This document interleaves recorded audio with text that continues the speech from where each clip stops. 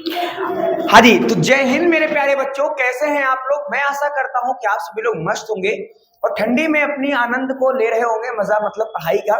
तो आज हम लोग बात करने वाले हैं लेक्चर नंबर 42 के बारे में, और इसमें हम लोग बात करेंगे अपवर्तन के बारे में। सागर भाई नीचे आ जाओ यार, वहां कहां चल रहे हो।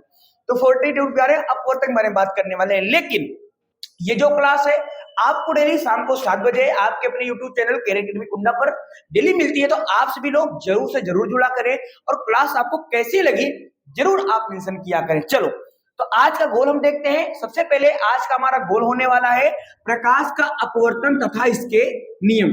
तो प्रकाश का अपवर्तन क्या होता है, रिफ्रैक्शन ऑफ लाइट क्या होता है, इसके लॉज क्या होते हैं, इसका नियम क्या होता है, स्नेल का नियम क्या होता है, आज की क्लास में हम इसके बारे में बात करेंगे। उसके बाद हम बात करने वाले किसी गोली पृष्ठ पर प्रकाश के अपवर्तन के सूत्र का निगमन। तो गोली पृष्ठ होगा, उसके बारे में बात करेंगे। अच्छा, अगर आप देखें तो ये हमारे पास 100 टॉपिक की सीरीज है, इंपॉर्टेंट टॉपिक की, जिसमें टॉपिक नंबर 52 और 100 टॉपिक की सीरीज में टॉपिक नंबर 53। तो आज हम लोग इस प्यारी सी क्लास में इन दो टॉपिक को बड़े मस्त तरीके से कवर करने वाले हैं। ठीक है, चलो तो स्टार्ट करते हैं हम लोग। सबसे पहले हमारे पास यही आएगा कि प्रकाश का अपवर्तन क्या होता है। जैसे अभी तक हम लोगों ने क्या देखा है, परावर्तन। क्या पढ़ा था, परावर्तन। तो हालांकि वो कटा हुआ है, तो अपवर्तन देखते हैं। तो अपवर्तन क्या होता है, जब प्रकाश एक माध्यम से दूसरे माध्यम में जाता है। तो हमने यहां पर क्या बनाया, हमने यहां पर बना दिया सीमा पृष्ठ। सीमा पृष्ठ आप लोग जानते हैं। अरे भाई, सीमा पृष्ठ मतलब कि एक कोई ऐसी चीज जो दो जगहों को, दो चीजों को आपस में क्या कर रही है, अलग कर रही है। तो उसको हम क्या बोलते हैं, सीमा पृष्ठ बोलते हैं। तो हमारे पास ये क्या हो गया, सीमा पृष्ठ हो गया। उसके बाद आप उसके बाद हम क्या करेंगे, यहां बनाएंगे अभिलंब। क्या बनाएंगे, अभिलंब। तो ये हमारे पास इस प्रकार से अभिलंब हो जाएगा। तो मैंने यहां पर ये क्या बना दिया, अभिलंब बना दिया। ठीक है, एकदम परपेंडिकुलर, एकदम लंबवत होना चाहिए। अब हमारे पास यहाँ पे मीडियम 1 है और यहाँ पर एक मीडियम क्या है, 2 है। ठीक है, तो हमारे पास माध्यम 1 और ये माध्यम 2। इन दोनों माध्यमों को, ये जो मैंने यहाँ पे बैगनी कलर से लाइन बनाई, इसको क्या बोलते हैं, सीमा पृष्ठ। क्या बोलते हैं, सीमा पृष्ठ। और ये दोनों क्या कर रही है, अलग कर रही है। मैंने इस मीडियम से यहां पर क्या डाला, प्रकाश की किरण। क्या डाला हम लोगों ने, प्रकाश की किरण। और जब प्रकाश की किरण एक माध्यम से दूसरे माध्यम में जाएगी तो अपने मार्ग से विचलित हो जाएगी। और विचलित होने का मतलब क्या है, भटक जाएगी। तो इस प्रकाश किरण को जाना तो चाहिए था ऐसे, लेकिन ऐसे जाएगी नहीं, भटक जाएगी। और अगर ये माध्यम हमारा कैसा है, विरल। कैसा माध्यम है, विरल। और ये माध्यम कैसा है, सघन। तो ये सघन की ओर क्या हो जाती है, झुक जाती है। मतलब कि ये प्रकाश किरणें कुछ इस प्रकार होकर के जाएगी, और इसी को क्या बोलते हैं, अपवर्तन बोलते हैं। अच्छा, जो प्रकाश किरण आती है उसको हम लोग बोलते हैं आपतित किरण।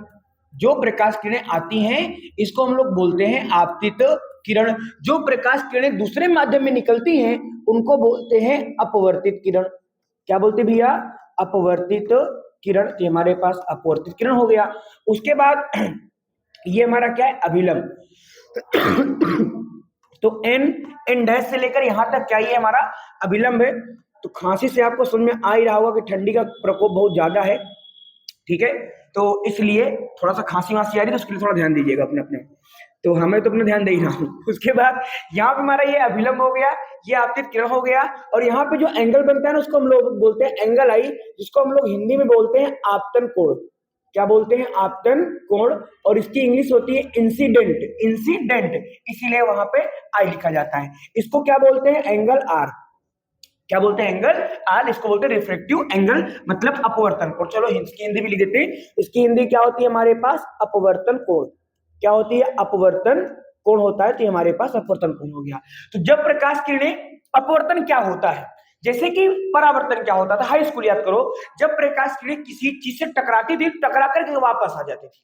टकरा के वापस, उसको क्या बोलते हैं, परावर्तन। क्या बोलते हैं, परावर्तन। लेकिन अगर प्रकाश किरणें टकराए और टकरा के उसमें निकलती चली जाए, और यहाँ पे क्या ट्रांसपेरेंट है भाई, यहाँ पर कोई विरल माध्यम है, यहाँ पे कोई सघन माध्यम है, तो यहाँ पे प्रकाश किरण निकलती हुई चली जा रही है, तो यहाँ पर क्या होगा, अपवर्तन होगा। अब आपकी बुक में क्या लिखा है उसको जरा समझते हैं। आपकी बुक में लिखा हुआ है कि जब प्रकाश की किरणें, क्या लिखा है, जब प्रकाश की किरणें, जब प्रकाश की किरणें एक माध्यम से दूसरे माध्यम, एक माध्यम से दूसरे माध्यम में जाती हैं, दूसरे माध्यम में जाती हैं, माध्यम में दूसरे माध्यम में जाती हैं,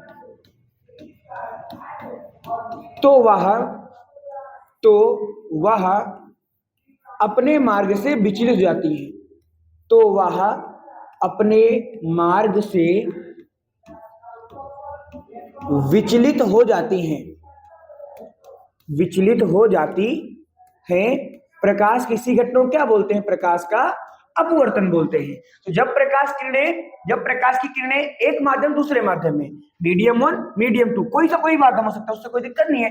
तो ऊपर चाहे सघन हो, चाहे विरल हो, चाहे ऊपर विरल हो नीचे सघन हो, कोई दिक्कत नहीं है। हाँ, अगर आपको याद रखना है, अगर माध्यम हमारा सघन होगा तो प्रकाश किरणें अभिलंब की ओर झुक जाती हैं, और अगर माध्यम विरल होगा तो प्रकाश किरणें अभिलंब से दूर हट जाती हैं। अगर इसका मैं कोई दूसरा डायग्राम बना के समझाऊं तो आप ऐसे समझ सकते हैं कि जैसे मान लो हमारे पास ऊपर माध्यम क्या है? विरल है।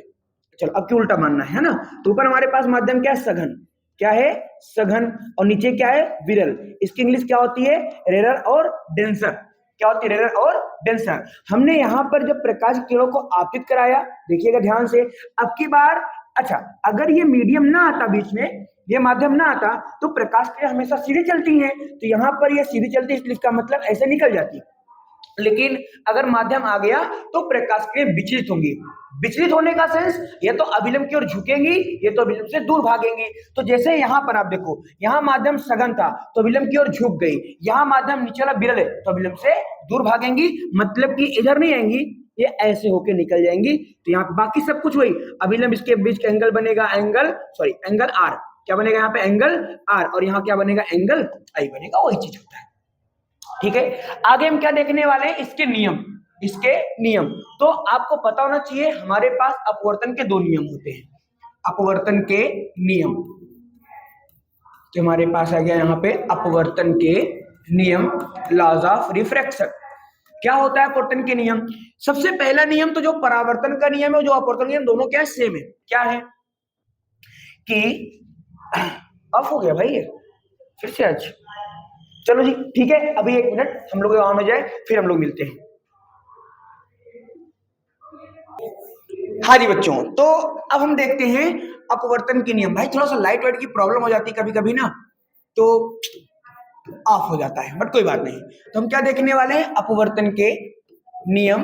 भैया अपवर्तन के हमारे पास 2 नियम होते हैं, नियम नंबर 1 और नियम नंबर 2। हो गया अपवर्तन नियम, ठीक है। नियम नंबर 1, नियम नंबर 2। नहीं, इधर आ जाओ। देखो हमारे पास क्या है? ये आपतित किरण है, ये क्या है? अपवर्तित किरण है, ये क्या है? हमारा अभिलंब है।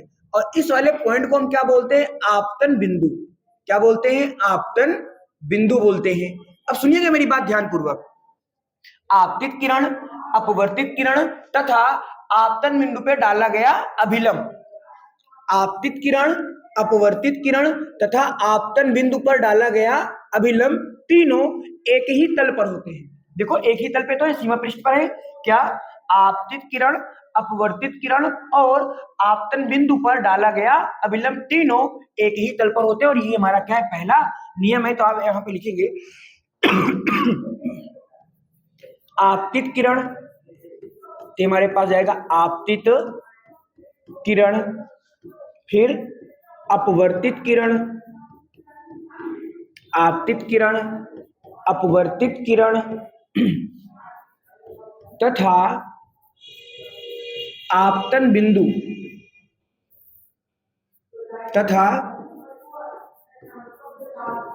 आपतन बिंदु, आपतन बिंदु पर डाला गया अभिलंब। आपतन बिंदु पर डाला गया अभिलंब,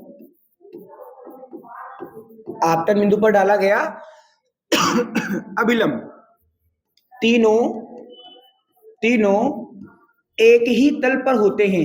तीनों एक ही तल पर होते हैं। तीनों एक ही तल पर होते हैं, सही बात है।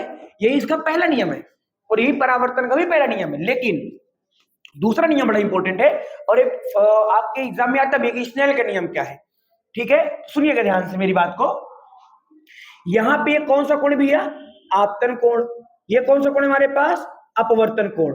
आपतन कोण का मतलब एंगल आई, अपवर्तन का मतलब एंगल आर। तो हमारे पास एक वैज्ञानिक है, उनका नाम क्या था? स्नेल। क्या था? स्नेल। तो उन्होंने इस नियम को दिया था, इसलिए लोग इस नियम को हम बोलते हैं स्नेल का नियम। स्नेल का नियम। तो स्नेल का नियम भी होता है और अपवर्तन का दूसरा नियम भी होता है। क्या होता है? आपतन कोण की ज्या। क्या बोल रहा है? आपतन कोण की ज्या। ज्या का मतलब क्या होता है? साइन। ज्या का मतलब क्या होता है? Sine theta. तो आपतन कोण की ज्या, तो यहां पे क्या आ जाएगा? साइन आई, क्योंकि आपतन कोण आई है, साइन आई। अपवर्तन कोण क्या है? आर। तो आपतन कोण की ज्या और अपवर्तन कोण की ज्या का अनुपात, तो ये आपतन कोण, ये अपवर्तन कोण का जो अनुपात होता है ना, वो क्या होता है? नियतांक होता है। और नियतांक को यहाँ पे किस लिखा जाता है? एन से। नियतांक को एन से लिखा जाता है। और जो एन है ना, इसी को हम क्या बोलते हैं? अपवर्तनांक बोलते हैं। क्या बोलते हैं? अपवर्तनांक बोलते हैं, जिसे हम लोग इंग्लिश में क्या बोलते हैं? रिफ्रैक्टिव इंडेक्स बोलते हैं। इसको क्या बोलते हैं? अपवर्तनांक बोलते हैं। तो अपवर्तनांक क्या है? आपतन कोण की ज्या और अपवर्तन कोण की ज्या का अनुपात क्या कहलाता है? अपवर्तनांक कहलाता है। बिल्कुल बेसिक, बिल्कुल सिंपल था। अब आगे बढ़ते हैं। आगे हमारे पास टॉपिक आता है किसी गोलीय पृष्ठ पर प्रकाश के अपवर्तन के सूत्र का निगमन। जो चीजें मैंने अभी इसके पहले पढ़ाई, उसमें आप चाहे 10th का बच्चा हो और चाहे 12th का बच्चा हो, दोनों के लिए इंपॉर्टेंट है। बट ये जो चीजें हैं, ये सिर्फ 12th वालों के लिए, 10th वालों के लिए नहीं है, उनके सिलेबस में नहीं है। चलो इसको देखते हैं। अभी अगर मैं यहां पर ध्यान से देखूं, तो मेरे पास यहाँ पे जो सीमा पृष्ठ है, देखो वो कैसा है? बिल्कुल सीधा है, एक समतल है, एक पृष्ठ है, एक प्लेन सरफेस है। लेकिन अगर मैं अब यहाँ पे आता हूं, तो यहाँ पे कह रहा है किसी गोलीय पृष्ठ के कारण। किसके कारण भैया? किसी गोलीय पृष्ठ के कारण। और गोलीय पृष्ठ का मतलब स्फेरिकल सरफेस होगा, मतलब कोई गोले नुमा संरचना होगी। और वहां पर जब पृष्ठ गोली होगा तो अपवर्तन कैसे होगा, अब उसको समझना है। अगर पृष्ठ समतल है, अगर पृष्ठ समतल है तो सिंपल से ऐसा हो जाएगा। लेकिन अगर पृष्ठ गोली है तो कैसा होगा, उसको है पढ़ना और उसके लिए सूत्र का डेरिवेशन करना है। बहुत ज्यादा इंपॉर्टेंट है। 5 नंबर में आता है कि हमारे पास एक अवतल पृष्ठ है, उसके कारण बताइए, एक उत्तल पृष्ठ है, उसके कारण बताइए। सबके लिए डेरिवेशन बिल्कुल सेम होता है, सूत्र भी सबके लिए सेम लगता है। क्या होगा, उसी को हम लोग देखने वाले हैं। तो सबसे पहले मैं यहाँ पे क्या बनाऊंगा? डायग्राम। क्या बनाऊंगा? डायग्राम बनाता हूं। चलो तो डायग्राम बनाते हैं बढ़िया से कलरफुल पेन से। तो यहां पे हमारे पास, ठीक है, अब इसको मैं दूसरे कलर चेंज कर दूंगा।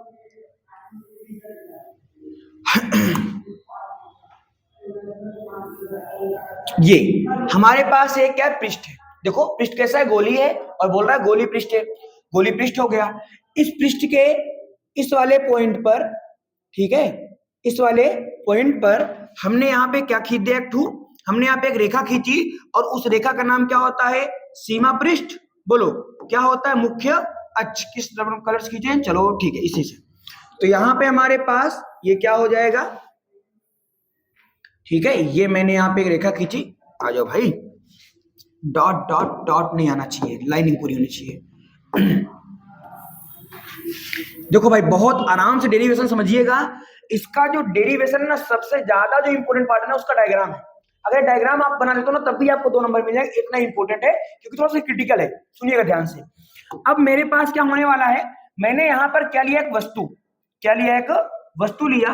तो मेरे पास इस वाले पॉइंट पे, सुनो ध्यान से एक बात। पहली बात, यहाँ पे हमारे पास मीडियम अलग है और यहाँ पर मीडियम अलग है। अरे यार भाई, जब मीडियम अलग अलग होगा तभी ना अपवर्तन होगा। जब मीडियम सेम होगा तो फिर कहाँ से अपवर्तन होगा? तो यहाँ का माध्यम अलग है, यहाँ का माध्यम अलग है। यहाँ का माध्यम क्या है? हमारे पास विरल है।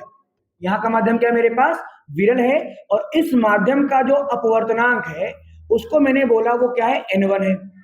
बोलो, बुरा तो नहीं मानोगे ना? एक माध्यम है और ये कैसा है? विरल है। कैसा है? विरल है। विरल का मतलब इसके कण दूर दूर। अगर विरल तो कण दूर दूर, सघन तो मतलब कण पास पास। अच्छा, यहाँ पे आ जाओ। जब यहाँ पे आएंगे तो ये माध्यम हमारे पास क्या? सघन है। और इसका जो अपवर्तनांक है वो क्या हमारे पास? N2 है। तो इसके लिए मैंने थोड़ा सा क्या किया है, इसको मैंने ऐसे से भर देता हूं, ताकि थोड़ा सा आपको फील आए कि ये वाला जो मीडियम है वो अलग है और वो वाला मीडियम क्या है? अलग है।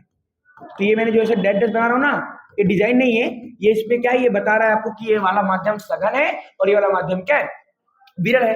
अब क्या होगा कि आपको पता है ये हमारे पास एक गोली सतह है, तो अगर भाई मेरे पास कोई गोला होगा तो इस गोले कोई ना कोई केंद्र होगा, बोले कोई ना कोई केंद्र होगा। तो इसका मतलब कि अगर इस सरफेस को मैं पूरा कंप्लीट करूंगा तो इसके आसपास नियर अबाउट मैं मान सकता हूं यहां पर हमारे पास कोई पॉइंट आएगा और उस पॉइंट को मैं बोल सकता हूं सी। क्या बोल सकता हूं? सी। सी का मतलब केंद्र हो जाएगा उसका। अच्छा, फिर मैंने क्या बोला, अब इस वाले पॉइंट को मैं क्या बोल सकता हूं? पी। पी का मतलब क्या होता है? ध्रुव। पी का मतलब क्या होता है? ध्रुव होता है। यहां पर हमने एक वस्तु को रखा और वस्तु की इंग्लिश क्या होती है? ऑब्जेक्ट, इसलिए इसको मैंने बोल दिया ओ। वस्तु की इंग्लिश ऑब्जेक्ट, इसलिए मैंने क्या बोल दिया? ओ बोल दिया। अब इस वाले पॉइंट से ध्यान सुनिएगा, बहुत आना समझा रहा हूं, बहुत इंपॉर्टेंट डेरिवेशन है। इस वाले पॉइंट से हमने इस गोली सतह के ऊपर क्या डाला? प्रकाश की किरण। तो चलो हम इस गोली सतह के ऊपर क्या डालते हैं? प्रकाश की किरण डालते हैं। और हमने यहाँ पे येलो कलर ले लिया और इस टाइप से मैंने यहाँ पर, एक सेकेंड, येलो कलर ऑलरेडी है यहाँ पे, तो हम कोई दूसरा कलर लेते हैं, इस वाले को। ठीक है, चलो। तो यहाँ पे हमने क्या ले लिया? प्रकाश की किरण को डाला, ये आपतित कराया इस प्रकार से। ठीक है, आपको पता है अगर ये प्रकाश किरणें हैं तो इसके लिए मुझे पहले अभिलंब बनाना पड़ेगा। देखो देखो ध्यान से, यहां भी तो मैंने अभिलंब बनाया नॉर्मल, अभिलंब का मतलब नॉर्मल, इसलिए इसको एन एन डैश से, तो यहां पर भी हम अभिलंब बनाएंगे। और याद रखना, अगर हमारे पास कोई गोलीय सरफेस होता है ना, तो उसका जो अभिलंब होता है वो हमेशा क्या होता है? वो हमेशा क्या होता है? वक्रता केंद्र होगा। तो यहां से मैं इस पे एक लाइन खींचूंगा, इसको मैं डॉट करके बना दूं, अलग कलर से बनाता हूं, चलो इस वाले कलर से। तो यहां पर मेरे पास एक लाइन आएगी और ये इसका क्या हो जाएगा? अभिलंब। क्या हो जाएगा? अभिलंब हो जाएगा। ठीक है सागर सर, ये लाइन दिख रही है? कलर आ रहा है? ठीक है। तो हमारे पास यहाँ पे इसका क्या हो जाएगा? अभिलंब हो जाएगा। अब मैं आगे क्या कर रहा हूं, सुनना ध्यान से। जब प्रकाश की किरणें यहां से मैं डालूंगा भैया जी, ये प्रकाश किरणें गई। अब क्योंकि ये मीडियम अलग है, ये मीडियम अलग है, तो जब मीडियम अलग अलग होता है तो जो प्रकाश किरणें होती है वो क्या होती है? अपने मार्ग से भटक जाती है, अपने मार्ग से भटक जाती हैं। अभी तो जस्ट मैंने आपको बताया कि अगर हमारे पास प्रकाश किरणें एक माध्यम दूसरे माध्यम में जाएंगी तो अपने मार्ग से क्या हो जाएंगी? भटक जाएंगी। तो जरा उसको हम देखेंगे। मैं इसको यहां से हटा देता हूं क्योंकि मुझे अभी इस जगह की जरूरत पड़ेगी। तो यहाँ पे मैं क्या लिखता हूँ? ये इधर लिख देता हूँ इस बात को मैं। ये हमारे पास माध्यम कैसा है? सघन है, और इसका मान कितना है? N2 है। सुनना, तो अब देखो, अगर मैं ये मीडियम हमारे पास ना आता तो ये प्रकाश किरण सीधी निकलती, बट मीडियम आ गया है और ये माध्यम सघन है, तो सघन माध्यम प्रकाश किरण अभिलंब की ओर झुक जाती है। तो इसका मतलब कि जो हमारा इस प्रकाश किरण को ऐसे जाना चाहिए था वो ऐसे नहीं जाएगा, वो क्या हो जाएगा? अभिलंब की ओर झुक जाएगा। मतलब कि ये कुछ इस प्रकार होकर के निकलेगा, ऐसे। देखो, इसको जाना चाहिए था ऐसे, लेकिन ऐसे जाएगी नहीं। इस प्रकाश किरण को ऐसे जाना चाहिए था इस रास्ते पर, बट इस पे जाएगी नहीं, वो थोड़ा सा झुक जाएगी अभिलंब की ओर, मतलब उस डायरेक्शन में। ठीक है, अब देखो ध्यान से, अगर मैं इस प्रकाश किरण को कहां बढ़ाऊं? पीछे। कहां बढ़ाऊं? पीछे। तो देखो क्या होता है हमारे पास, अगर मैं इसको पीछे बढ़ा दूं, यहाँ पे मैं इसको डैश डैश करके बनाता हूं तो ज्यादा अच्छा लगेगा।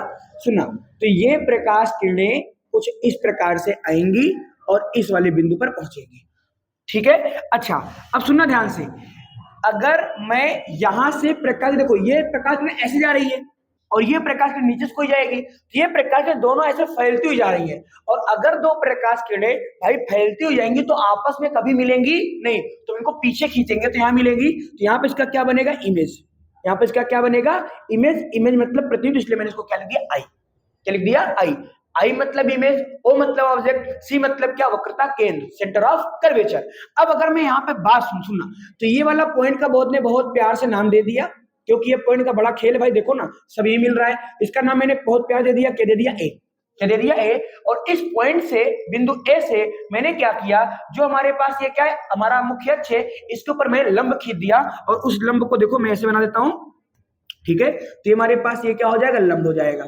क्या हो जाएगा? ये हमारा लंब हो जाएगा, मतलब परपेंडिकुलर हो जाएगा। अब यहां पर इस वाले पॉइंट का नाम मैंने क्या दे दिया? यहाँ पे एन। क्या दे दिया? एन, समझने के लिए। समझ में आ रहा है? कोई दिक्कत नहीं है, होनी भी नहीं चाहिए। अभी एक बार और समझा दूंगा लास्ट में। ठीक है, अब ये देखो, यहाँ पे हमारे पास एक एंगल बन रहा है, इस एंगल का नाम अल्फा है। यहाँ पे एक एंगल बन रहा है, इस एंगल का नाम हमारे पास बीटा है। और यहाँ पे एक एंगल बन रहा है, इस एंगल का नाम मैंने क्या मान लिया? गामा। क्या मान लिया? गामा। आशा करता हूं कि आपको सब समझ में आ रहा होगा। अभी मैंने इस डायग्राम में कुछ भी ऐसा नहीं किया जो आपको समझ में ना आया हो। अब देखो ये हमारे पास क्या है, बिंदु O। अब बिंदुओं पे कौन रखा है, वस्तु। और हमको पता है अगर वस्तु से हमको क्या बनाना है, प्रतिबिंब, तो हमको दो किरणें चाहिए ही चाहिए। तो मैंने यहां से एक किरण तो हमारे पास ये वाला हो गया OA, एक किरण क्या हो गया OA, और दूसरी किरण को मैंने कहां भेजा, इसके मुख्य अक्ष पर ही भेज दिया। कहां भेज दिया, इसके मुख्य अक्ष पर ही भेज दिया। तो अगर ये दोनों किरणें देखो यहां मिल रही है, तो यहां पर क्या बन जाएगा, ये प्रतिबिंब बन जाएगा। अब सुनना ध्यान से मेरी बात को। अब हम कहां चल रहे हैं, अब हम लोग चल रहे हैं कुछ त्रिभुज में, और उनके कुछ मान निकालेंगे और फिर आगे बढ़ेंगे। सुनो, सबसे पहले मैं आता हूं कहां पे, त्रिभुज OAN में। त्रिभुज OAN में अगर आप देखोगे तो यहां पर हमारे पास एंगल बन रहा है अल्फा। क्या बन रहा है, अल्फा। अच्छा भैया जी देखो ध्यान से एक बात और, अगर ये वाली किरण को मैं देखूं तो हमारे पास क्या बनेगा, R बनेगा। क्या बनेगा, R बनेगा। क्यों R बनेगा, क्योंकि ये हमारा अभिलंब है, ये हमारी अपवर्तित किरण है, तो एंगल क्या बनेगा, R बनेगा। और यहां पर एंगल देखोगे तो क्या बनेगा, I बनेगा। क्या बनेगा, I बनेगा। आई होप इतनी मेरी बात आपको समझ में होगी। तो मैं चलता हूं त्रिभुज OAN में। त्रिभुज OAN में अगर आप ध्यान देखो तो यहाँ पे क्या बन रहा है, बहिष्कोण बन रहा है। क्या बन रहा है, बहिष्कोण। बहिष्कोण क्या होता है, दो अंतः कोणों के योग के क्या होता है, बराबर होता है। मतलब अगर हमारे पास कोई त्रिभुज इस प्रकार का बना होगा तो यहाँ पे जो एंगल आएगा ना, वो दो कोणों के योग के क्या होगा, बराबर। देखो कुछ इस प्रकार से, ठीक है। ऐसे मान लो यहाँ पर कोई एंगल बना, तो यहाँ का जो एंगल होगा इसके क्या आएगा, बराबर आएगा। बहिष्कोण, बहिष्कोण कहां बनता है, बाहर। कहां बनता है, बाहर। तो यहाँ पे जो अल्फा है और जो ये क्या है, आई, देखो त्रिभुज बन रहा है ए ऐसे करके, ठीक है। तो मैं कहां चलूं, त्रिभुज OAC में। तो मैं यहाँ पे लिख सकता हूं त्रिभुज OAC में। बस अब इसमें बस समझने चलना है, काम बहुत आसान बन जाएगा। तो जब मैं त्रिभुज OAC में जाऊंगा तो मैं यहाँ पे क्या लिखूंगा, सुना ध्यान से, जो बहिष्कोण का मान है दो अंतः कोणों के योग के बराबर होता है। मतलब जो गामा है, गामा बराबर क्या हो जाएगा, अल्फा प्लस आई। देखो भाई देखो OAC, ये रहा OAC। अगर देखो तो यहाँ पे क्या बना है, अल्फा, और यहाँ पे क्या बना है, पूरा आई, और उसके बाहर क्या बना है, गामा। तो गामा बराबर क्या हो जाएगा हमारे पास, अल्फा और प्लस का क्या बन जाएगा, आई। ठीक है, ये बनेगा। अब मैं यहां से क्या निकालूंगा, आई का मान। अगर मैं यहां से आई का मान निकालूं तो आई बराबर क्या हो जाएगा, gamma minus alpha. Gamma minus alpha हो जाएगा, और इसको बोल सकता हूं समीकरण नंबर 1। समीकरण नंबर 1। अब दूसरा मैं क्या करूंगा, अब मैं चलूंगा त्रिभुज IAC में। तो यहां पे मेरे पास आएगा त्रिभुज IAC में। जब मैं त्रिभुज IAC में जाऊंगा तो मैं किसका मान निकालूंगा, गामा। फिर से गामा बनेगा बहिष्कोण, तो फिर से बहिष्कोण का मान जो होगा वो दो अंतः कोणों के योग के बराबर होगा। मतलब बीटा प्लस आर। क्या हो जाएगा यहाँ पे, बीटा प्लस आर, क्योंकि बीटा और आर अंदर बन रहे हैं, गामा बाहर बन रहा है। बाहर वाले को बहिष्कोण बोलते हैं, अंदर वाले को अंतः कोण, और दो अंतः कोणों का योग बहिष्कोण के बराबर होता है। तो अगर यहां से मैं आर का मान निकालूं तो आर बराबर क्या हो जाएगा, गामा माइनस का बीटा। गामा माइनस का बीटा, और ये हमारे पास आ जाएगा। इसको मैं क्या बोल सकता हूं, समीकरण नंबर 2। समीकरण नंबर 2। आई होप मेरी बात आपको इतनी समझ में आई होगी। बोलो अगर यहां तक कोई दिक्कत हो, नहीं है, होनी भी नहीं चाहिए। आगे बढ़ते हैं। आगे मैं क्या कर रहा हूं, यहाँ पे मैं लगाता हूं स्नेल का नियम। इसी क्लास में मैंने आपको पढ़ाया है स्नेल का नियम। स्नेल का नियम, तो जब स्नेल का नियम पढ़ाएंगे तो क्या होता है, स्नेल का नियम साइन आई बटे साइन आर बराबर क्या होता है, एन। क्या होता है, एन। अगर दो माध्यम अलग अलग है तो यहाँ पे आप रख सकते हो इनको, हट जा भाई, N2 अपॉन का क्या रख सकते हैं, N1। चलो जी देखते हैं इसको। तो मैंने यहाँ पे क्या रखा, साइन आई अपॉन का क्या रख दिया, साइन आर। तो साइन आर हो गया बराबर N2। अब देखो यहाँ पे अगर मैं ध्यान से करूं तो एक मिनट मैं यहीं पे गुणा मारता हूँ, 2 स्टेप फालतू जा रही है, इसके अंदर गुणा मारो। इस तरह से गुणा मारेंगे तो हो जाएगा N1, और ये हो जाएगा हमारे पास साइन आई बराबर, इसके अंदर गुणा मारेंगे तो हो जाएगा N2 साइन आर हो जाएगा। हम जानते हैं कि जो आई व आर हैं, आई व आर हैं बहुत छोटे कोण हैं। आई व आर हैं बहुत छोटे कोण हैं, बहुत छोटे कोण हैं। और अगर ये कोण बहुत छोटे हैं तो जो हमारे पास साइन आई लिखा होगा वो आई के बराबर हो जाएगा, और जो हमारे पास साइन आर लिखा होगा वो आर के बराबर हो जाएगा। क्यों, क्योंकि ट्रिग्नोमेट्री से। ट्रिग्नोमेट्री में आपने देखा होगा कि आई का मान अगर हमारे पास कोण बहुत छोटा होगा तो जो साइन होगा वो उसका मान होगा, तो इसका मतलब कि साइन आई बराबर आई और साइन आर बराबर आर। तो इसको मैं लिख सकता हूं n1, अब देखो इसकी जगह मैं क्या लिख सकता हूं आई, तो n1 इंटू आई बराबर n2 इंटू आर, ये मैं लिख सकता हूं, तो मैंने यहां पे लिख दिया।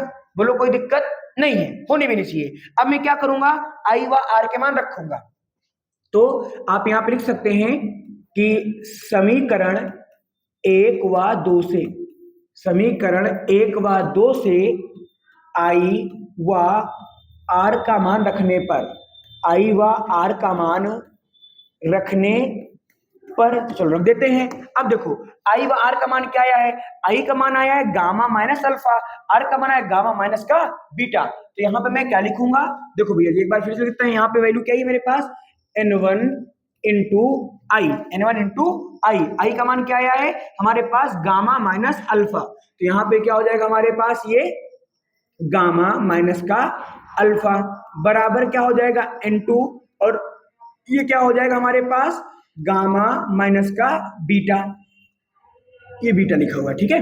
अब मैं n1 को अंदर मल्टीप्लाई करूंगा, जब आप n1 का अंदर मल्टीप्लाई करोगे, एक काम कर ना रहने दो, चलो अभी बाद में कर लेंगे, तो हम इसको क्या बोलते, चलो समीकरण नंबर 3, क्या बोलते हैं समीकरण नंबर 3।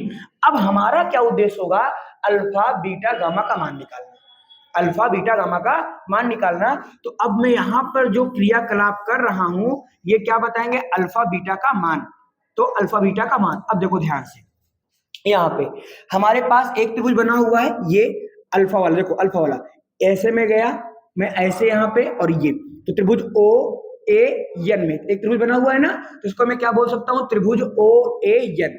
तो यहाँ पे हमारे पास आएगा त्रिभुज ओ ए एन में, तो त्रिभुज ओ ए एन में मैं क्या निकाल रहा हूँ, tan अल्फा का सूत्र, तो tan अल्फा बराबर क्या होता है, लंब बटे आधार, मतलब कि परपेंडिकुलर अपॉन बेस।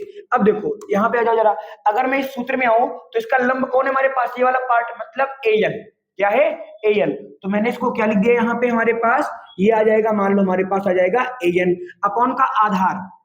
अब आधार क्या होगा, यहां से लेके यहां तक। अब मैं इसकी वैल्यू कुछ मान लेता हूं, सुनना, अगर मैं वक्रता केंद्र से यहां तक की बात करूं तो ये हमारे पास माइनस आर क्या हो जाएगी, त्रिज्या हो जाएगी, ठीक है। अगर मैं यहां से बात करूंगा आई से, तो ये क्या हो जाएगा हमारे पास माइनस का वी हो जाएगा, प्रतिबिंब की दूरी। अगर मैं यहां से बात करूंगा तो ये वस्तु है, तो यहां से यहां तक ये माइनस का यू क्या हो जाएगा, वस्तु की दूरी। क्यों, क्योंकि ओ का मतलब वस्तु तो माइनस यू, आई का मतलब इमेज तो माइनस का वी, और आर मतलब त्रिज्या तो माइनस का आर, तो इसलिए मैं यहाँ पे उन चीजों को यूज भी करूंगा, ठीक है भाई। अब देखो tan अल्फा बराबर, तो an अपॉन बी। अब देखो यहाँ पे जब मैं अल्फा का मान निकालूंगा तो क्या आएगा, माइनस का यू आएगा, क्या आएगा, माइनस का यू आएगा। तो यहाँ मैंने क्या लिख दिया, माइनस का यू लिख दिया। और आप तो जानते हो कि जो मेरे पास ए एन है, एन पी के बहुत पास है, तो ए एन को मैं ए पी के बराबर मान सकता हूं, और मैंने इसकी हाइट को क्या माना, चलो एच, क्या माना है, एच माना है, तो मैं यहाँ पे क्या लिख दूंगा, एच, क्या लिख दूंगा, तो एच, तो मेरे पास हो जाएगा एच अपॉन माइनस का यू। लेकिन सुनना ध्यान से, अल्फा का मान क्या बहुत छोटा है, अगर अल्फा का मान बहुत छोटा है तो वो टैन, देखो अगर साइन है, कॉस है, टैन है, तो जो खासकर साइन और टैन में, तो जो उसका छोटा एंगल होगा तो वही उसका मान हो जाएगा, छोटा एंगल होगा तो वही उसका मान हो जाएगा। तो अल्फा का मान बहुत छोटा है, तो ये हमारे पास अल्फा हो जाएगा, और अल्फा बराबर क्या हो जाएगा हमारे पास, एच अपॉन माइनस का यू, एच अपॉन माइनस का यू। इसी प्रकार से मैं कहा चलूंगा, त्रिभुज, अब देखो ओ ए एन हो गया, अब आ जाओ tan बीटा का मान निकालना है। जब मैं tan बीटा का मान निकालूंगा तो त्रिभुज कहां पे चलूंगा, आई ए एन में, तो त्रिभुज कहां चलेंगे, आई ए एन में, तो त्रिभुज, चलो इसको दूसरा प्रश्न लिखते हैं, तो मैं चल रहा हूं त्रिभुज, त्रिभुज आई ए एन में, आई ए एन में। अब जरा देखो त्रिभुज आई ए एन में क्या होता है, आई एन में मैं निकालूंगा बीटा, मैं सेम वही प्रोसेस होगा भैया, ठीक है। फिर से मैं tan बीटा निकालूंगा, फिर परपेंडिकुलर अपॉन बेस करूंगा, फिर वहां पे एच आएगा और माइनस का भी आ जाएगा वहां पे। क्यों भी आ जाएगा, सुनो ध्यान से, क्योंकि अगर मैं यहाँ पे देखूं तो यहाँ से यहाँ तक का मान क्या है, माइनस का भी है, ये वाला मान क्या है हमारे पास, माइनस का वी है ना, ये यहाँ से लेगा आधार तो माइनस यू, यहाँ से यहाँ तक आधार माइनस वी, और यहाँ से यहाँ तक आर। तो अब मैं अगर आगे बढ़ूं, देखो तो यहाँ मैं क्या लिख सकता हूँ, यहाँ मैं लिख सकता हूँ h अपॉन माइनस का u, तो यहाँ पे आएगा h अपॉन माइनस का v आ जाएगा, ठीक है, सेम प्रोसेस पूरा सेम रहेगा। उसके बाद चलो यहाँ पे तीसरा काम कर लेते हैं। तीसरा हमारे पास, अब मैं कहाँ लगाऊंगा त्रिभुज, अब मैं त्रिभुज चलता हूं कहाँ पे, त्रिभुज हमारे पास सी ए एन में, त्रिभुज सी ए एन में गामा का मान निकालेंगे। तो गामा का मान निकालेंगे तो वहां पे आ जाएगा, तो ये जाएगा हमारे पास त्रिभुज, क्या था भैया जी, त्रिभुज ए सी एन में। तो यहाँ पे आ जाएगा हमारे पास त्रिभुज ए सी एन में, त्रिभुज ए सी एन में। इसका मतलब क्या हो जाएगा, इसका मतलब हो जाएगा tan गामा। तो हमारे पास यहाँ पे क्या आएगा, tan गामा बराबर, वही सब कुछ करूंगा, ठीक है, परपेंडिकुलर अपॉन बेस दुनियादारी। तो एक में आएगा h अपॉन माइनस का u, एक में आएगा h अपॉन माइनस का v, और गामा बराबर क्या आ जाएगा, h अपॉन माइनस का r, h अपॉन माइनस का r। अब देखो हमारे पास अल्फा का मान आ गया, बीटा का मान आ गया, गामा का मान आ गया। अल्फा बीटा गामा का मान समीकरण 3 में रखेंगे, अल्फा बीटा गामा का मान समीकरण 3 में रखेंगे। तो मैंने यहाँ पे लिख दिया अल्फा कॉमा बीटा व गामा, अल्फा कॉमा बीटा व गामा का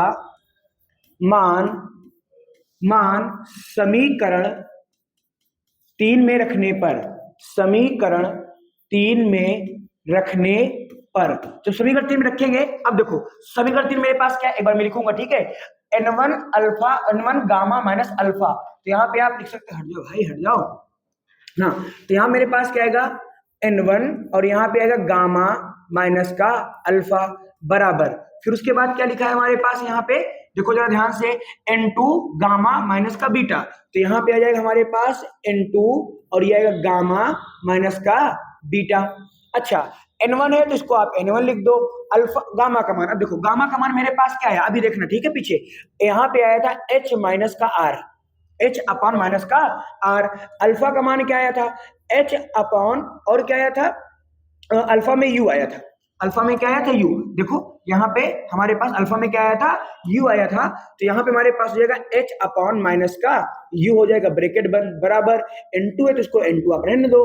गामा का मान वही वाला क्या आया था, h upon r, h upon r, तो यहाँ पे हो जाएगा h अपॉन r हो जाएगा, ठीक है, माइनस का, ये माइनस इसको माइनस रहने दो। बीटा का मान हमारे पास क्या था, h अपॉन v, क्या था, h अपॉन v, तो माइनस का v था तो ये माइनस का भी हो जाएगा। अब आगे देखो मैं क्या कर रहा हूं, इन सब में से मैं h कर दूं कॉमन, देखो यहाँ पर h, यहाँ पर h, यहाँ पर h, यहाँ पे, तो h h क्या हो जाएंगे, कट जाएंगे, तो मैं इसको नहीं दिखा रहा हूँ, दिखा दो, चलो चलो दिखा देते हैं। तो हो जाएगा n1 इंटू h, और ब्रैकेट के अंदर बचेगा 1 अपॉन माइनस का, और माइनस माइनस का प्लस, तो हो जाएगा 1 अपॉन u, ठीक है, बराबर। यहाँ पर क्या बचेगा, n2, और यहाँ भी मैंने n2 और यहाँ पे क्या कर दिया, कॉमन कर दिया, तो क्या बचा 1 अपॉन माइनस का r, और माइनस माइनस का प्लस, ये हो जाएगा 1 अपॉन v, 1 अपॉन b।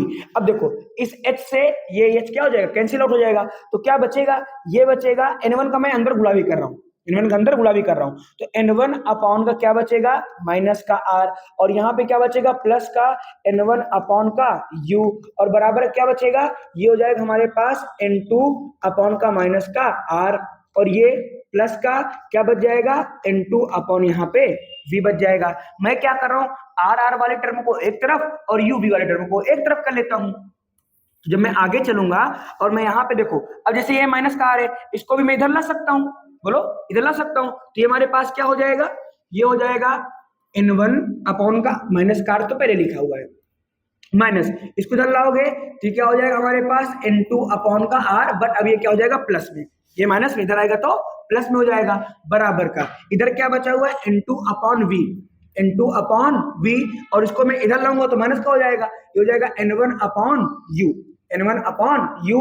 अच्छा इसके हर बराबर है, तो हर बराबर है तो इसको लासा क्या आएगा, इसका कुल मिला के इसको आर आएगा, प्लस वाले को पहले लिख सकता हूं, तो n2 माइनस क्या हो जाएगा, n1 हो जाएगा, और यहाँ पे जाएगा n2 अपॉन वी और माइनस का n1 upon U, n2 upon V minus n1 upon U, यही सूत्र होता है। अगर आप चाहे इसको अरेंज कर भी सकते हैं, इधर से लिख सकते हैं, तो यहाँ पे हो जाएगा हमारे पास n2, इसको मैं इधर लिख रहा हूँ, n2 अपॉन वी माइनस का n1 अपॉन यू, और बराबर का उसको उधर लिख देता हूं, ये हो जाएगा n2 माइनस का n1 अपॉन का क्या हो जाएगा, r हो जाएगा, और ये हमारा क्या हो जाएगा, डेरिवेशन हो जाएगा।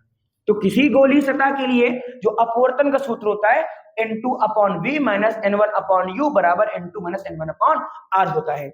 आगे चलता हूं, हमारे पास सूत्र क्या आया, देखो भाई हमारे पास सूत्र आया N2 अपॉन का V माइनस, इधर आ जाओ भैया, तो N2 अपॉन V माइनस का क्या आया N1 अपॉन U और बराबर का N2 माइनस का N1 और अपॉन का R। ये जो सूत्र आया ना भाई साहब, ये हमारे पास गोलीय सतह के लिए है। किसके लिए है? गोलीय सतह के लिए। तो अगर आप यहां पर ध्यान से देखें तो जो मैंने सतह ली है गोलीय तो है, बट वो अवतल के आकार की है। ये कैसी है? अवतल के आकार की है। तो अगर अवतलाकार बोलेगा कि हमारे पास कोई अवतलाकार गोलीय सतह है तो डेरिवेशन पूरा पूरा सेम टू सेम रहेगा। उत्तलाकार बोलेगा तो भी डेरिवेशन बिल्कुल सेम टू सेम रहेगा, बट वहां पर क्योंकि चाहे उत्तल के लिए हो और चाहे अवतल के लिए हो। अच्छा, मैं एक डायग्राम बना के समझा देता हूं आपको। देखो जैसे मान लो मैं यहां पर अगर उसका डायग्राम बनाऊं, देखो जैसे ये, ठीक है, एक सेकंड हटो, देखो जैसे मान लो ये ऐसे, तो ये हमारे पास देखो ये कैसा है? उत्तल है। कैसा है? उत्तल है। तो यहां पर भी वही चीजें होगा, यहां पर भी किरणें जाएंगी, यहां पर भी इमेज बनेगा, बट ये ऐसे हो जाएगा, ठीक है, क्योंकि यहां पर अभिलंब से दूर भागेगा, वहां अभिलंब के पास हो गया था। तो ये सारी चीजें हैं। तो अभी क्या होने वाला है कि जो मैंने डेरिवेशन किया है वो अवतल के लिए किया है। किसके लिए? अवतल के लिए। तो चाहे उत्तल के लिए हो चाहे अवतल के लिए हो, जो सूत्र हमारे पास लगता है वो यही लगता है N2/V माइनस N1/U बराबर N2 माइनस N1/R। तो मैं यहां पे ये लिखने वाला हूं कि यह सूत्र अवतल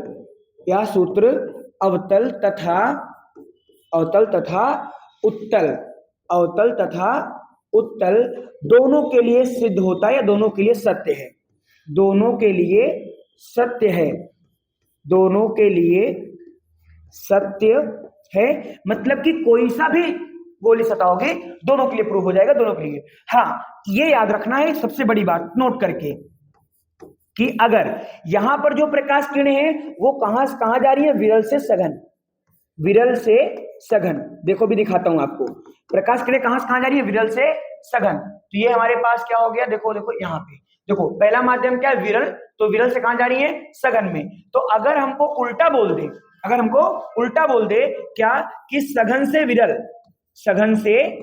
कोई दिक्कत नहीं है, कोई दिक्कत ही नहीं है, सब सेम रहेगा।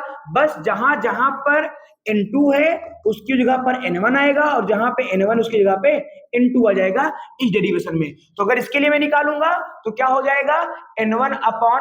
N1/V माइनस N2/U बराबर N1 माइनस N2/R हो जाएगा।